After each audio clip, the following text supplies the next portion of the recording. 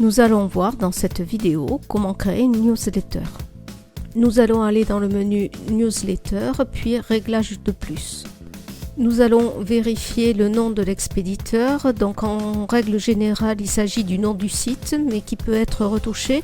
Nous allons ajouter une adresse de contact en réponse des mails qui peuvent être envoyés par les abonnés. Nous enregistrons les changements, puis nous allons passer à la création de la newsletter. Dans le menu Newsletter, nous allons ajouter une nouvelle newsletter et nous avons le choix entre une configuration personnalisée ou un thème déjà prédéfini. Bon, il est plus simple de prendre un thème déjà prédéfini que nous pourrons retoucher, comme nous allons le voir maintenant.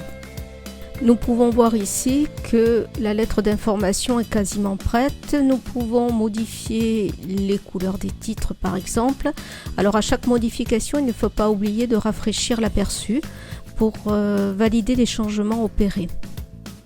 Nous allons régler les détails de publication de l'article ainsi que le type de contenu. À chaque mouvement, il faut bien évidemment rafraîchir l'aperçu. Nous allons définir le nombre d'articles à afficher, ici 3 par exemple, et nous avons les 3 dernières publications qui apparaissent à l'écran. Nous allons maintenant modifier l'entête de cette newsletter, le titre par exemple, l'introduction aux articles. Donc ça se fait facilement à l'aide de l'éditeur de texte. Bien évidemment, on n'oublie pas d'enregistrer à chaque rectification.